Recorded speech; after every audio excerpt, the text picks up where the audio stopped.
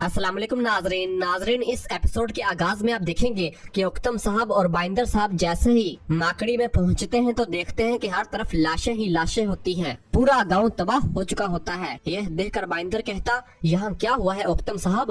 उक्तम साहब जब सिपाहियों को देखते हैं तो कहते हैं, मेरे सिपाही बातूर और तमाम सिपाहियों से कहते हैं, अपनी आंखें खुली रखो और अपने घोड़ों से नीचे उतरकर उन सिपाहियों के पास आते हैं और उन सब की लाशें देखते हैं जिनका एक ढेर बनाया गया होता है, जिस पर उक्तम साहब अपनी तलवार निकालते हुए कहते हैं, अगर तुम ही थे जिसने मेरे सिपाहियों के साथ ऐसा किया, मैं तुम्हारी जान लेने आया हूँ। और बाकी तमाम सिपाही भी अपनी अपनी तलवारें निकाल लेते हैं। और फिर ओलोफ पूछता है, क्या तुमने इन लाशों को गांव पर हमला करने का हुक्म दिया था? जिस पर उक्तम साहब कहते, कौन सा हुक्म, तुम कमीने?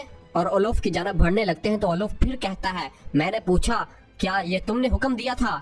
किसी दौरान बाइंदर आगे बढ़ता है और कहता है, उक्तम साहब इसके बारे में कुछ नहीं जानते, अपनी तलवारें नीचे रखो ताकि हम बात कर सकें। और फिर उक्तम साहब कहते हैं, बात करने के लिए देर हो चुकी है, अब इंतकाम लेने का वक्त है बाइंदर साहब। ये सुनकर बाइंदर भी अपनी तलवार निकालता है और कहता है, फिर अगर करने को कुछ नहीं, हम अपनी तलवारें निकालेंगे। और सब एक दूसरे की जानिब बढ़ने लगते हैं तो पीछे से ही तुर्गत साहब आ जाते हैं और कहते हैं, उक्तम साहब रुक जाएं, हुक्म के बगैर कार्रवाई करना संगीन गलती है, ये मत करें। जिस पर उक्तम साहब कहते हैं, मेरा हुक्म इन शहीदों की माओ की आंसू है तुर्गत, क्या मैं इन पर रहम करूं? मैं इन पर कैसे रहम कर सकता हूं तुर्गत साहब? और फिर तुर्गत साहब और बाकी कई सिपाही अपने घोड़ों से नीचे उतरते हैं। तुर्गत साहब उक्तम साहब के पास आते हैं और उन्हें पकड़ते हैं और उन्हें रोकते हैं और कहते हैं, उक्तम साहब क्या आपने हमें अपने शहीदों का बदला लेते देखा है या कातलों पर रहम करते हुए? क्या आपने देखा है? सब्र करें उक्तम साहब, सब्र करें। और फिर कहता है, पहले समझें कि क्या हो रहा है, जब बदला लेने का वक्त आएगा मैं कसम खाता हूँ मैं आपके साथ हूँगा, बस सब्र करें।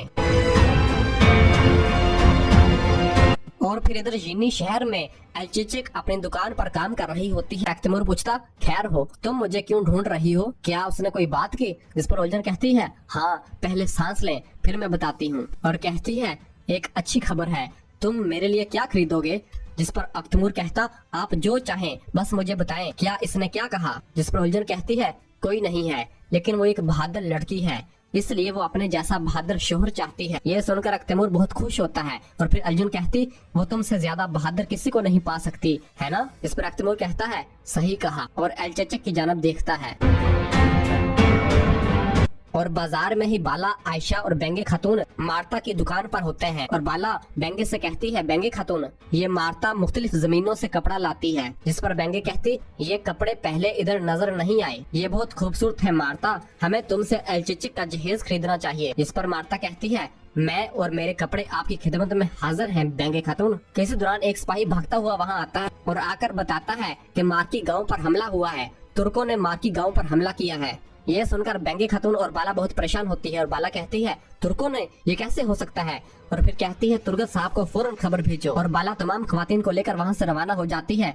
तो पीछे से बेंगे खातून बहुत ज्यादा परेशान होती है और कहती है, अलचचक वो क्या कह रही है? बातूर मेरा भाई वो वहाँ था, उक्तम साहब को फौरन खबर भेजो। जिस पर एलचची कहती, ये कैसे हो सकता है? मेरे मामू बातूर का फर्ज है कि वो ईसाइयों की हिफाजत करें। और फिर तैमूर कहता है, हमारे दरमियान सुलह है, कोई तुर्क उस्मान साहब की नाफरमानी नहीं करेगा और माकड़ी पर हमला नहीं करेगा, डरे मत, कुछ और होगा। और तैमूर भी वहाँ से रवाना होता है। और फिर पीछे से बेंगे अलचचिक से कहती है, चलो जल्दी से कबीले की तरफ चलते हैं अलचचिक। और वो अपने कबीले की जानब रवाना हो जाते हैं। और इस तरह तुर्गत साहब और उक्तम साहब माकड़ी चले गए थे। और फिर तुर्गत ओलोफ से कहता है, मैं नहीं जानता कि आप कौन है या आप क्या हैं, लेकिन अगर हमारे शहीदों का खून तुम्हारे हाथ पर है तो फिर तुम्हारे लिए कोई निजात नहीं है। जिस पर ओलोफ कहता है, तुम्हारे आदमियों ने गांव को जला दिया और सोना चुरा लिया और मैंने इन्हें मार डाला, खून खून से अदा किया जाता है, अगर हमारे दरमियान सुलह न होती मैं तुम्हें भी मार डालता। ये सुनकर उक्तम साहब कहते हैं, मैं तुम्हें और तुम्हारे कुत्तों को मार दूंगा, तुम कमीने। और ओलोफ की जानिब बढ़ने लगते हैं तो तुर्गत साहब उक्तम साहब को पकड़ते हैं और उसे रोकते हैं और कहते हैं, रुके उक्तम साहब रुके, मैं आपका दर्द समझता हूँ, मैंने अपने कबीले के बहुत से लोगों को खोया है, मेरे भी बहुत से शहीद थे, लेकिन अभी नहीं, सब्र करें उक्तम साहब, सब्र करें। और फिर ओलोफ कहता है, मगर मत भूलना ना ही इस कत्लेआम के और ना ही सोना।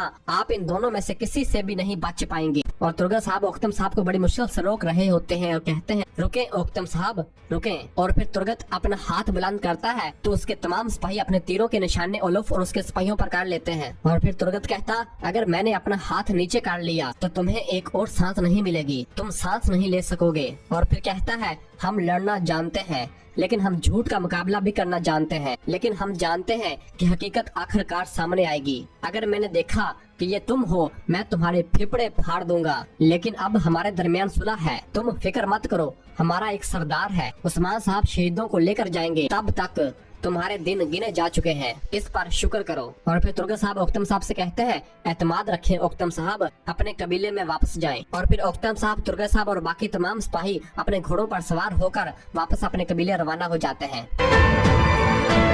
और फिर दूसरे जानब कस्तंतीनिया में शहनशाह का महल दिखाया जाता है। यहाँ कांताकोजिनोस शहनशाह के पास होता है और शहनशाह कांताकोजिनोस से कह रहा होता है, वो जो बाज़ंतीनी तख्त संभालेगा उसकी रगों में शाही खून होना चाहिए। मेरे कमांडर, मेरे मशीर और जिन वारसों से मेरा ताल्लुक है, पता नहीं दुश्मन कहाँ है, शायद वो मेरे बहुत करीब है। जिस पर कांताकोजिनोस कहता, आप बड़ी तस्वीर नहीं देख सकते, अगर आप सिर्फ अपने इर्द गिर्द देखें शहनशाह हजरत। जिस पर शहनशाह कहता, तो अगर मैं हालात नहीं बदल सकता, मुझे अपना नुक्ता नजर बदलना होगा, है ना। जिस पर कांताकोजिनोस कहता है, अगर आप मुझे इजाजत देंगे तो मैं हर उस शख्स से सवाल करना चाहूंगा जो मैदान में था, बामशहूर तमाशागाह के मालिक के। जिस पर शहनशाह कहता, कांताकोजिनोस परेशान न हो, मेरी बेटी ओफेलिया तमाशागाह में है। यह सुनकर कांताकोजिनोस बहुत हैरान परेशान होता है और कहता है, ओफेलिया।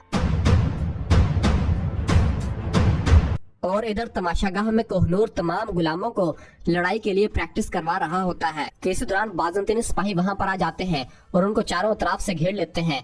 यह देखकर तुरहान कोहनूर से कहता, हजूर क्या हम बेनकाब हो गए हैं। और फिर ओफेलिया तमाशागाह में आती है और कोहनूर के पास आती है और आकर पूछती है, क्या तुम इनके लीडर हो। यह सुनते ही कोहनूर झुककर बैठ जाता है और कहता है, मैं सार्क्स हूँ, एरिना का रखवाला। और फिर कहता है, मैं आपके खानदान का वफादार खादम हूँ। जिस पर ओलिफिया कहती है, तो इस खूनी दिन तुम मेरे बाबा के लिए लड़े थे, हैं? कोहनूर कहता है, जी शहजादी ओलिफिया, शहनशाह के लिए। और गुलामों की जानब इशारा करके कहता है, हमारी फानी जाने कुर्बान, हमने गद्दारों के खिलाफ जंग लड़ी। ये सुनकर ओलिफिया हंसती है और कहती है, ये गुलामों का नेक अमल है, क्या तुम एरिना के जिम्मेदार नहीं। जिस पर कोहनूर कहता है, हाँ। और फिर ओलिफिया कहती, तुम कहाँ थे जब गद्दार यहाँ घुसे, जब वो अंदर दाखिल हुए तो तुम कहाँ थे, जब शहनशाह पर हमला किया गया तो तुम कहाँ थे। जिस पर कोहनूर कहता, शहजादी ओफेलिया, हम। कितने में ही ओफेलिया एक थप्पड़ कोहनूर को मारती है और कहती है, जब तुर्क आए तो तुम उलझ गए, तुमने रुख बदल लिया। कोई गुलाम किसी शरीफ आदमी के लिए अपनी जान नहीं देगा। और अपने सिपाहियों से कहता है, इसे गिरफ्तार कर लो। तो तमाम सिपाही उस पर नेज़े तान लेते हैं। तुरहान उठने लगता है तो कोहनूर इशारा करके तुरहान को बैठा देता है और कोहनूर कहता, ऐसा ही करो जैसे शहजादी ओफेलिया कहती है। और उधर शहनशाह के कमरे में एक आदमी शहनशाह के पास आता है और आकर कहता है, अजीम शहनशाह, उस्मान साहब के एक कबीले ने मार मराजक में वाकिया माकड़ी पर हमला किया, उन्होंने ईसाइयों को कत्ल किया। ये सुनकर शहनशाह बहुत हैरान होता है और कहता है, नहीं, ये नहीं हो सकता। कांताकोजिनोस कहता, हमने अपने साथी ईसाइयों को गैर महफूज छोड़ दिया, हमें उस्मान पर कभी भरोसा नहीं करना चाहिए था। जिस पर शहनशाह कहता है, हमारा अमन माहिदा हुआ, वह ऐसा नहीं कर सकता। कांताकोजिनोस कहता, माकड़ी को टैक्स दिया गया है, उस्मान सोने के लिए अंधा हो चुका है, हम इससे भागने नहीं दे सकते। जिस पर शहनशाह कहता, सोना कांताकोजिनोस, मैंने इसे इससे मजीद का वादा किया है, उस्मान ऐसा नहीं कर सकता। और फिर कहता है, मैं जान लूंगा कि क्या हुआ है। जिस पर कांताकोजिनोस कहता, अगर आप इजाजत दें तो मैं तहकीकात कराऊंगा। जिस पर शहनशाह मान जाता है और कहता है, ठीक है, तुम वहाँ जाओगे, तुम मालूम करोगे कि क्या हुआ है और मुझे बताओगे। कांताकोजिनोस कहता, मैं जल्द जाऊंगा और मालूम किए बिना नहीं आऊंगा, मुझे इजाजत दें। और यह कहकर कांताकोजिनोस वहाँ से रवाना हो जाता है। और फिर रात के वक्त कराचा हिसार किले में मलहून खातून उरहान की उंगलियों को देख रही होती है और कहती है, सांस रोको। इसी दौरान उस्मान साहब गुस्से से कमरे के अंदर दाखिल होते हैं और कहते हैं, सांस नहीं, एहतियाती तदाबीर करना जानेगा। ये सुनकर उरहान खड़ा हो जाता है और फिर उस्मान साहब उरहान की आंखों में आंखें डालकर कहते हैं, तुम पर हमला किया गया और तुम दुश्मनों के हाथों में चले गए, अब यहाँ अपनी माँ से जख्मों पर मरहम लगवा रहे हो। और फिर कहते हैं, जो अपने जख्म खुद नहीं भर सकता कभी ठीक नहीं हो सकता, तुम ये काम खुद करोगे, खुद करो, ताकि अब खुद उंगलियों को ठीक करो। और उस्मान साहब जाने लगते हैं तो उरहान कहता है आपने मुझे कराचा हिसार का सरदार बनाया। और फिर अपने हाथ की उंगलियों को खुद ही पकड़ता है और उस टेढ़ी उंगलियों को खुद ही सीधा करने लग जाता है, जो कि बहुत ही दर्द भरा काम होता है। मलहून उरहान के पट्टी करने लगती है तो उरहान उसे रोक देता है और खुद ही अपने हाथों की उंगलियों पर पट्टी करता है और फिर कहता है मैं अपने मकाम के लायक होने की पूरी कोशिश कर रहा हूँ। ये सुनकर उस्मान साहब दिल ही दिल में खुश होते हैं। और फिर मलहून कहती है मैं तुम्हें अब तक बच्चा समझकर गलती कर रही थी, तुम अब एक मजबूत सरदार बन चुके हो, मैं फर्क नहीं कर सकी। और फिर उरहान कहता है मेरा मकसद सिर्फ उस्मान साहब के लायक बेटा बनना है। इस पर उस्मान साहब कहते हैं तुम्हें उस्मान साहब के काबिल होने की जरूरत नहीं, अहम ये है कि तुम अल्लाह के लायक हो जाओ।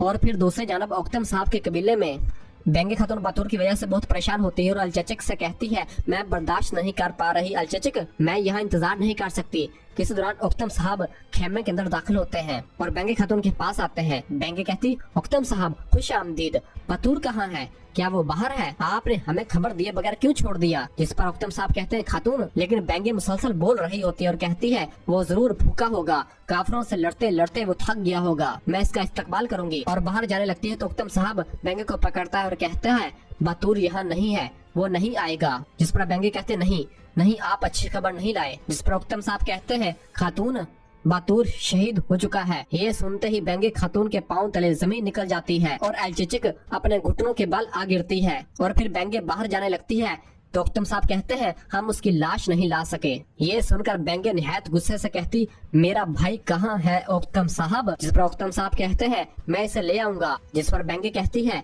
आप इसे जिंदा नहीं ला सके, लेकिन आप इसकी लाश भी नहीं ला सके, आप नहीं ला सके। जिस पर औकतम साहब कहते हैं मैं ले आऊंगा खातून, मैं इसे ले आऊंगा, सब्र करो। जिस पर बेंगे गुस्से से कहती है नहीं आप नहीं ला सके, आप नहीं ला सके, आपने इसे इन कमीनों के हाथों में छोड़ दिया। और फिर औकतम साहब की तलवार निकाल लेती है और कहती है आप ये तलवार क्यों उठाए हुए हैं, और उसे जमीन पर फेंक देती है।